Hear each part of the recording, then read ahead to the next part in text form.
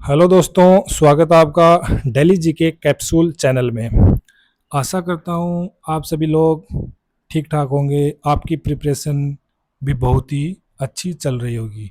तो चलो आज अपन इसी बारे में बात करेंगे। आज की जो इम्पोर्टेंट न्यूज़ है उनको एग्ज़ाम से रिलेट करते हुए अपन चर्चा करेंगे, जिससे आप सभी का करंट जनरल नॉलेज काफ़ी इम्प्रूव होगा। चलो इसी में अपन आगे बढ़ते हैं। तो पहले अपन बात करते हैं सबसे पहले बांग्लादेश बॉर्डर बंद होगा, 45 दिन में ज़मीन सौंपेंगे। तो इसमें आप सभी को पता ही है, हाल फिलहाल के अंदर बांग्लादेश के अंदर बीजेपी की गवर्नमेंट बनी है। तो बीजेपी ने शुभेंदु अधिकारी को चीफ मिनिस्टर के रूप में नियुक्त किया है। तो इसके बारे में अपन बात करें तो इन्होंने घोषणा की है कि 45 डेज के अंदर हम बीएसएफ को ज़मीन सौंप देंगे, जिससे बॉर्डर को सील किया जा सके, स्मार्ट फेंसिंग लगाई जा सके, जिससे मादक पदार्थों की तस्करी, मानव तस्करी, वेपन तस्करी को पूर्णतः रोक लगाया जा सके। तो इसी के संबंध में अपन रिलेट करते हुए बात करते हैं बॉर्डर सिक्योरिटी फोर्स की, बीएसएफ। बीएसएफ आप सभी को पता ही है, इंडिया की फर्स्ट लाइन ऑफ डिफेंस है। तो बीएसएफ के बारे में अपन थोड़ी चर्चा करते हैं। तो बीएसएफ का स्थापना दिवस 1 दिसंबर के अपन मनाते हैं, और बीएसएफ की स्थापना हुई थी 1 दिसंबर 1965 को। इसे भारत पाक युद्ध 1965 के बाद बनाया गया ताकि देश की अंतर्राष्ट्रीय सीमाओं की सुरक्षा मजबूत हो सके। अभी इसके डायरेक्टर जनरल की बात करें तो बीएसएफ के पहले डायरेक्टर जनरल के.एफ. रुस्तम जी थे, और अभी वर्तमान में बात करें तो श्री प्रवीण कुमार, जिन्होंने जनवरी 2026 में पदभार संभाला है। नेक्स्ट अपन बात करें इंडिया बांग्लादेश बॉर्डर के बारे में।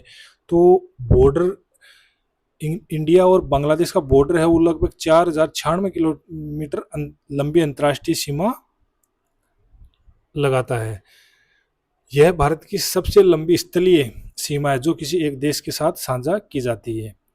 अभी देखो बांग्लादेश का बॉर्डर किन किन स्टेट से लगता है उनके बारे में अपन बात करेंगे। बंगाल के साथ सबसे ज़्यादा बांग्लादेश का बॉर्डर लगता है। इसमें आ गया 2216 किलोमीटर, असम के साथ 263 किलोमीटर, मेघालय के साथ 443 किलोमीटर, त्रिपुरा के साथ 856 किलोमीटर, मिजोरम के साथ 318 किलोमीटर। जैसे कि मैंने अभी आपको बताया, बंगाल के साथ बांग्लादेश की सबसे लंबी सीमा लगती है, और वहाँ भी बीएसएफ डिप्लॉय है।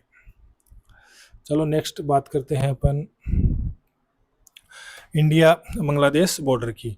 तो इनके बारे में अपन बात करें तो बॉर्डर सिक्योरिटी फोर्स ने भारत बांग्लादेश सीमा पर नई चौकियां, सड़कें, फेंसिंग बनाने के लिए ज़मीन मांगी थी। तो उस टाइम ममता बनर्जी की गवर्नमेंट थी, तो उन्होंने आरोप लगा दिया कि किसानों से ज़बरदस्ती ज़मीन छीनी जा रही है। ऐसे करके उन्होंने ठीक से बीएसएफ को ज़मीन देने का कार्य नहीं किया। कई जगहों पर मुआवजे की उन्होंने बात की। तो इन सब चीज़ों को मिला के ये पेज फंसा ही रहा। तो एक अलग विवाद 2021 में बीएसएफ के अधिकार क्षेत्र को 15 किलोमीटर से बढ़ाकर 50 किलोमीटर करने पर भी हुआ था। उस टाइम बीजेपी गवर्नमेंट ने आदेश निकाला था कि बॉर्डर पे आप 50 किलोमीटर के अंदर तक आप सर्च ऑपरेशन चला सकते हो। जहाँ भी आपको संदिग्ध गतिविधि होने का डाउट हो तो आप चेक कर सकते हो। उस टाइम भी ममता बनर्जी की गवर्नमेंट ने उस टाइम बहुत ही इसका विरोध किया था। अभी नेक्स्ट अपन बात करें तो अभी नेक्स्ट न्यूज़ दे रखा, 1 जुलाई से खत्म होगा मनरेगा, वीबीजी रामजी लागू होगा। तो इसका ये सीधा सा मतलब है कि 1 जुलाई से जो इंडिया में पहले से चली आ रही स्कीम थी मनरेगा मतलब Mahatma Gandhi national rural employment guarantee act, यह 1 जुलाई से ख़त्म हो जाएगा।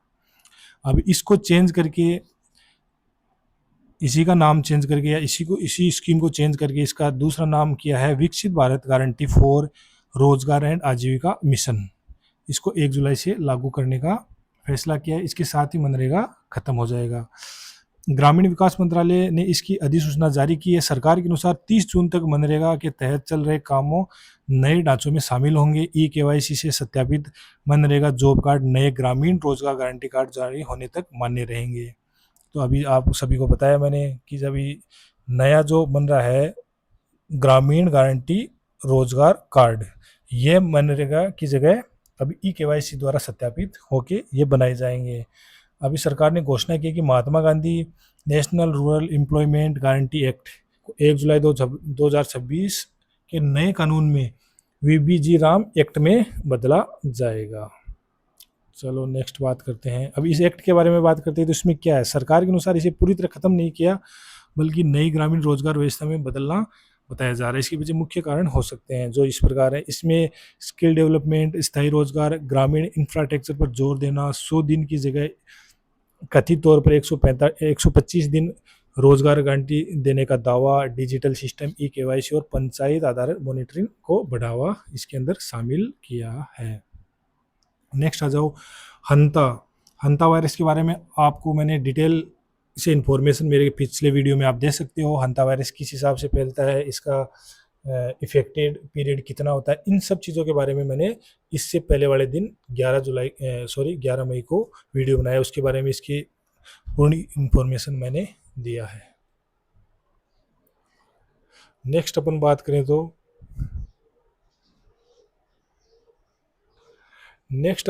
तो इसमें दिया है सीजीआई ने चैटबॉट सुसहाय को लॉन्च किया।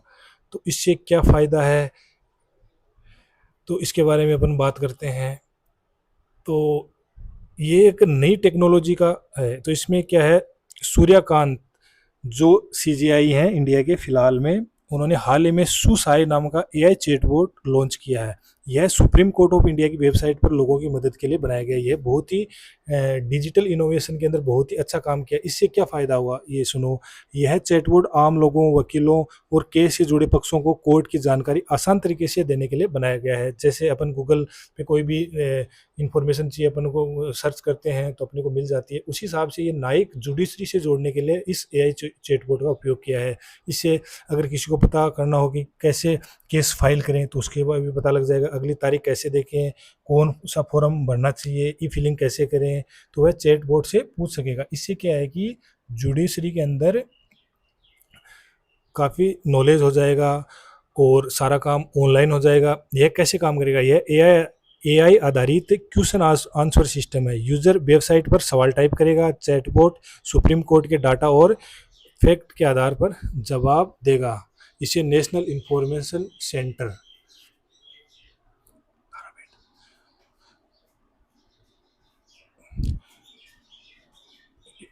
तो इसे बात करते हैं।